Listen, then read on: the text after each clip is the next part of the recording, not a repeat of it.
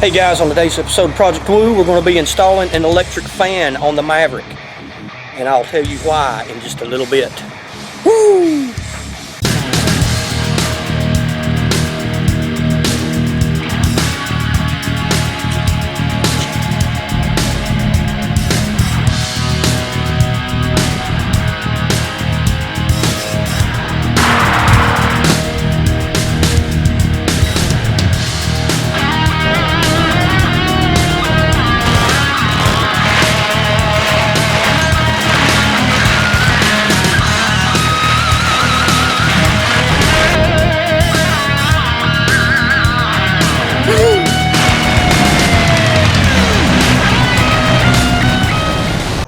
So today we're going to go ahead and install an electric fan in place of the factory mechanical fan.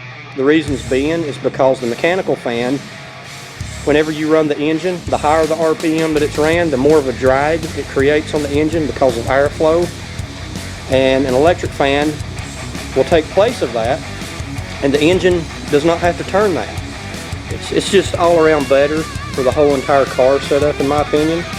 Anytime you can take pressure and drag away from the engine, you're doing yourself a favor. So here is the factory fan. It's just a metal fan, just exactly like that. It's attached to the front of the water pump. Whenever the engine turns, that turns. And it pulls in air through the radiator and cools off the water, and it also secondarily cools off the engine. So it's a pretty good setup, but there's, like I mentioned before, there's a ton of drag. The higher you run that engine, the more RPM you're turning, the more drag it puts on the engine, which means more horsepower lost.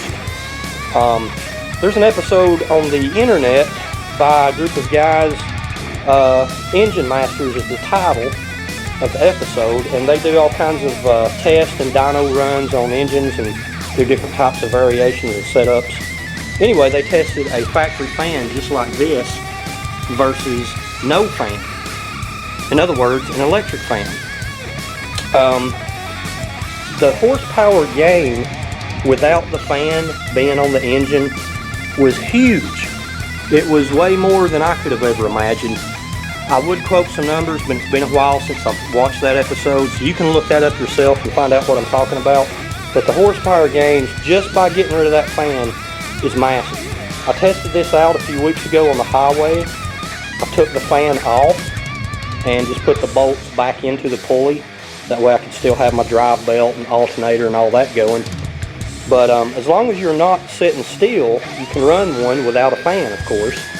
So I got out on a stretch of highway that I knew was going to be good for running and not having to stop.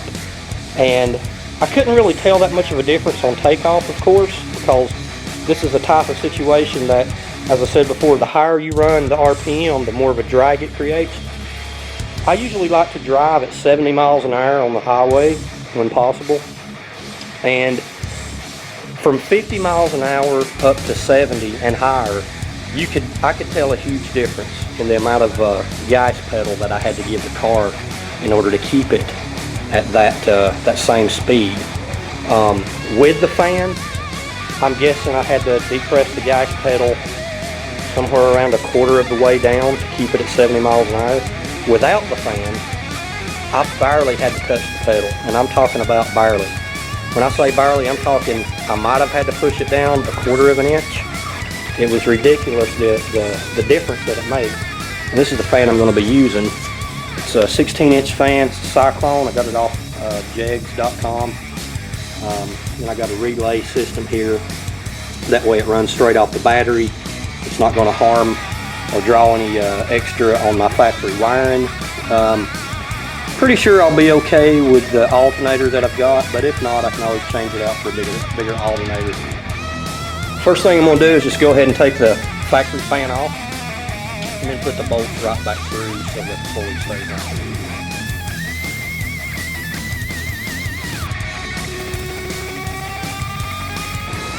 Now something I did is I went ahead and took the factory bolt with the lock washer, and I got a new one with a lock washer.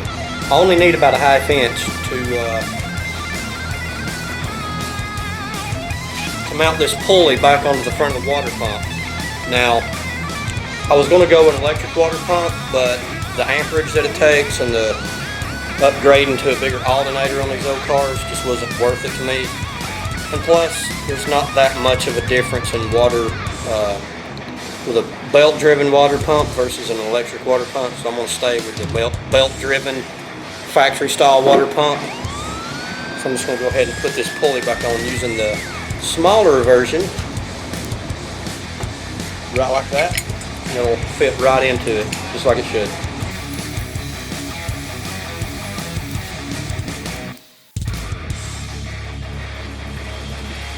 So here's what I'm wound up with.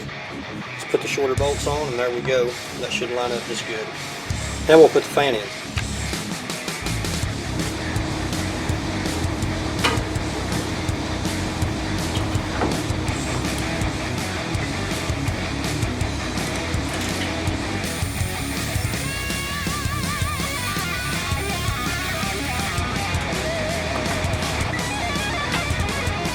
Right, guys, I knew this was going to be close, but it looks like I need another 1/2 inch to get this fan in here.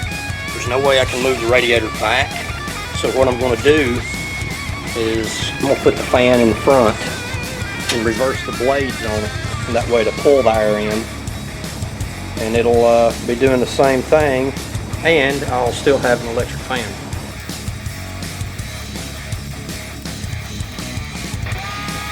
So what I'm going to do is take the brace in front of the radiator, and I'm going to cut a little notch in it so I can get that fan pushed in, and I'm going to set the fan in front of the radiator and make it a pusher type radiator. And I'm going to spray paint it all flat black, so hopefully it'll be pretty much invisible from the outside. That's the only way I'm going to be able to do this. The radiator, and it'll cool it.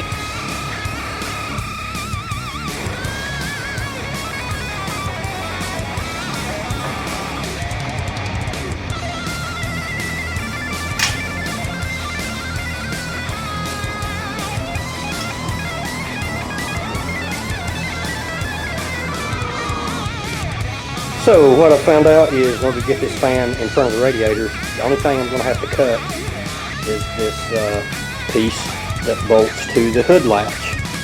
I've got a line mark that I'm going to cut. I'm hoping that that's all I have to cut, and I can retain the integrity and the strength of that piece. But if not, I can always put a piece up top and strengthen it up.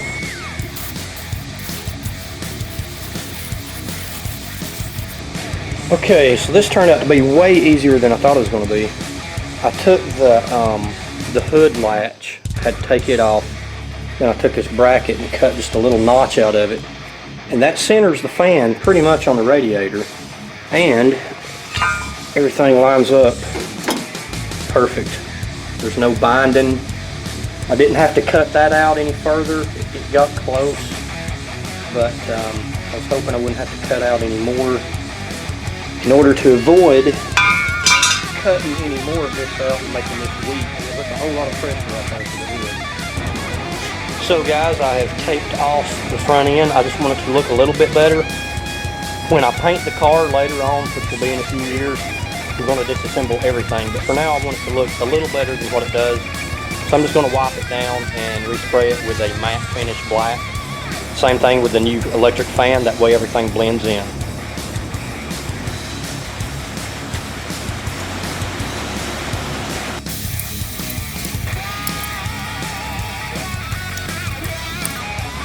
And as you can see here, I painted the fan, earlier I said matte black, it's actually a semi-gloss black.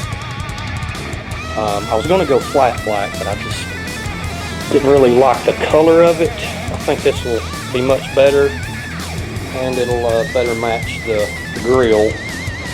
I was afraid if I went flat that this would stick out in contrast to the grill, and I sure don't want that to happen. I want this to be invisible. And here's the way it looks after the paint's dried. It's got a semi-gloss. Looks a whole lot better than it did. Again, it's not perfect, but whenever I decide to paint the car, I'll just take everything apart, bolt by bolt, and do it the correct way. But for now, this will be good. And I decided to go ahead, since I've got everything apart, and respray the hood latches. It's going to look really nice.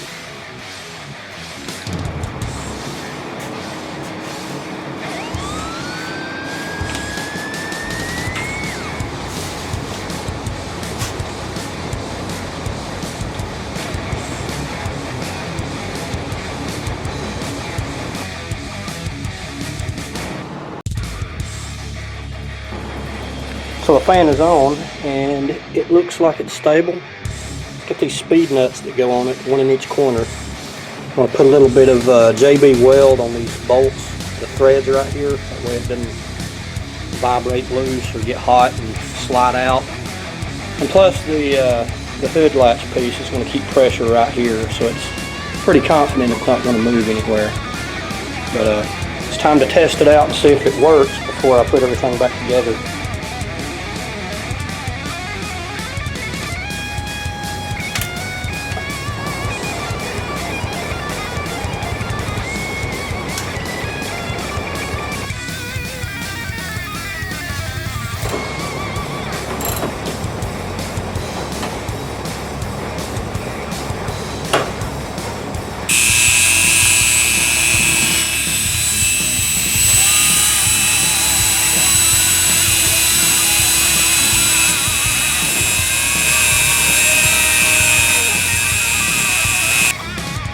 So now I got all the connections made. I'm going to go ahead and test it out before I put the front back on. I'll hate to get that in and find out it ain't working right. But here's the relay. It's pretty simple. Got a hot going to the, got a 40 amp fuse here. Got the hot going to it and then crossing over to the battery hot. The yellow, I believe, is the ignition switch. Got it going up this way, up and over here. Going to a switch on the inside through the firewall that is not hot until you turn the ignition key on. And then we got our temperature sensor right here, this gray wire. And it runs over here to the sensor that feeds down into the gooseneck. Measures the water temperature. And then we got the ground right here. And then we got the hot right there. I just put a heat shrink wrap on this one. And I'm going to go ahead and crank it up and hopefully everything works correctly. This is not the best wiring job. The only reason I'm not really worried about it right now is because at some point I'm going to put a 347 in this, as most of y'all know. So I'll be pulling all this back out anyway, and I'll actually do a better job wiring it and making it look better. But for now, this is the way it's going to be, and that's fine.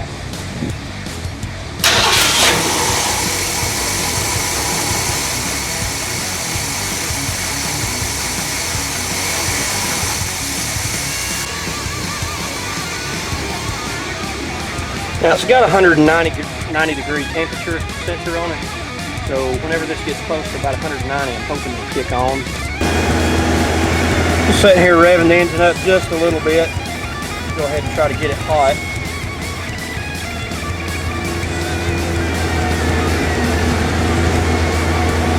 And here's the good thing, everybody, about running your headlights on relays and anything else on a relay. The power to run whatever device comes straight off the battery through the relay, and it saves the pull, the voltage pull, and the amps, however that technical term is. I always get mixed up on that. But anyway, it keeps it from pulling so hard on the alternator. Right now with the lights off, we got 14 almost, or a little over, something like that. And watch when I turn the lights on. I put my headlights on a relay, so watch what happens when I turn the lights on. Okay, there's my parking lights. Now here goes my regular lights. See? Does not change at all. See? Nothing changes. That's because it's running on the relay and it's just better. Watch this, just to prove it again. We'll get a sideways shot here. Lights on, lights off. See? Nothing changes. Pretty nice. Okay, just to make sure I wasn't going to overheat the car, I cut it off and let it heat soak. When I turned the switch back on, the fan immediately came on. So I believe everything's working fine. The fan is running right now. It's pulling in air just like it should.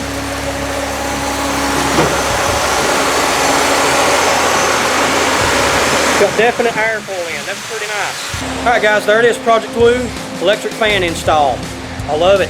Now maybe I can pick up a little bit more torque and horsepower because I need all I can get out of this 200. So I'll see you next time, guys. Project Woo!